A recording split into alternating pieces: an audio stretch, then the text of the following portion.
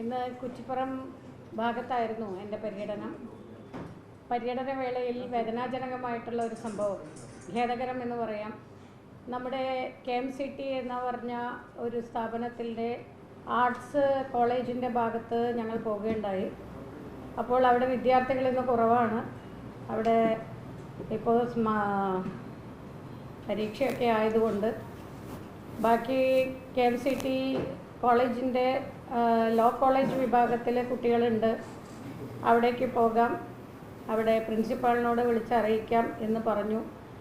അതിൻ്റെ അടിസ്ഥാനത്തിൽ KMCT കോളേജിലേക്ക്, ലോ കോളേജിലേക്ക് അഭിഭാഷക കൂടിയായിട്ടുള്ള ഞാൻ ചെല്ലുകയുണ്ടായി.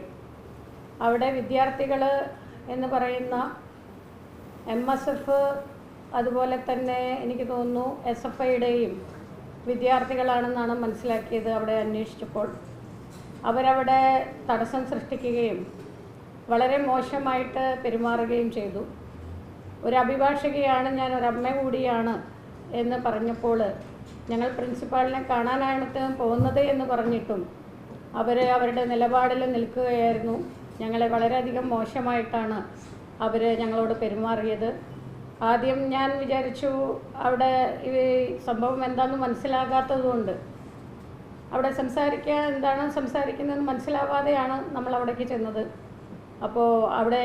അപ്പോഴാണ് ഞാൻ ചെന്നപ്പോഴാണ് അവരുടെ സ്വഭാവവും അവരുടെ ഭാവവ്യത്യാസവും അതുപോലെ തന്നെ അവരുടെ നിലപാടുകളും വ്യക്തമായത്.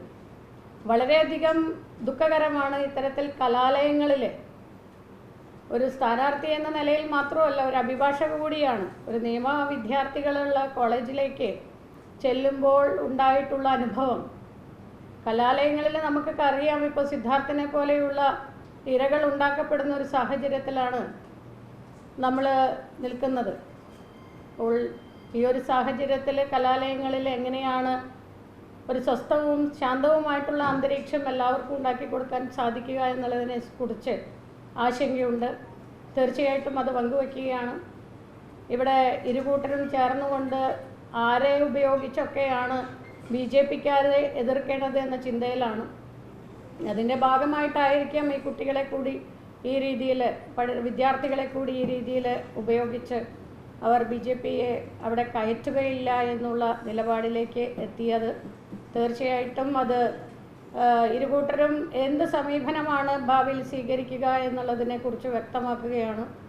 ഒരു സ്ഥാനാർത്ഥി എന്ന നിലയിൽ എല്ലായിടത്തും പോകുവാനും വോട്ട് അഭ്യർത്ഥിക്കുവാനും എനിക്ക് അവകാശമുള്ളതാണ്. എന്നിരുന്നാലും അവിടുത്തെ സംഘർഷാവസ്ഥ ഉണ്ടാക്കാതിരിക്കണം എന്നുള്ളതുകൊണ്ടും അത് മറ്റൊരു തലത്തിലേക്ക് പോയി ആ കുട്ടികളുടെ ഭാവി ഒരു വിഷയത്തിലേക്ക് പോകരുത് എന്നുള്ളതുകൊണ്ടും അവിടെ പ്രിൻസിപ്പൾ അപ്പോൾ ഇല്ല എന്നുള്ളൊരു വിവരവും കിട്ടിയതുകൊണ്ട് കൂടി ഞങ്ങൾ അവിടെ നിന്ന് തിരിഞ്ഞ് പോരുകയായിരുന്നു. പക്ഷേ ഒരു കാര്യമാണ് എനിക്ക് ചോദിക്കാനുള്ളത്. വർഗീയവാദിയാണ്, നിങ്ങളെ ഇവിടെ കയറ്റില്ല എന്ന് പറഞ്ഞ ആ കുട്ടികളോട്, ആ വിദ്യാർത്ഥികളോട് വർഗീയവാദി എന്ന് പറയുന്നത് എന്താണെന്നുള്ളത് അവർ മനസ്സിലാക്കിയിട്ടുണ്ടോ എന്നുള്ളതാണ് ആദ്യത്തെ ചോദ്യം. രണ്ടാമതായിട്ട്, വ്യക്തിപരമായിട്ട് ഇന്ന് വരെയും എൻ്റെ ജീവിതത്തിൽ അത്തരത്തിലൊരു നിലപാടുള്ളതായിട്ട് അവർ അറിഞ്ഞിട്ടുണ്ടോ, അവർ മനസ്സിലാക്കിയിട്ടുണ്ടോ എന്നുള്ളതാണ് അത് ചോദ്യം. രണ്ടാമതായിട്ട്, അത്തരത്തിലുള്ള പ്രകോപനപരമായിട്ടുള്ള ഏതെങ്കിലും ഒരു നിലപാട് ഏതെങ്കിലും സാഹചര്യത്തിൽ ഞാൻ ഉപയോഗിച്ചതായിട്ട് ഇവർക്ക് പറയാനുണ്ടെങ്കിൽ തീർച്ചയായിട്ടും ഞാൻ വെല്ലുവിളിക്കുകയാണ്. അവർക്കത് ചൂണ്ടിക്കാണിക്കാൻ സാധിക്കുകയാണെങ്കിൽ ഞാൻ എൻ്റെ രാഷ്ട്രീയ പ്രവർത്തനം മാത്രമല്ല, എൻ്റെ സാമൂഹ്യ പ്രവർത്തനവും ഞാൻ നിർത്താൻ തയ്യാറാണ്.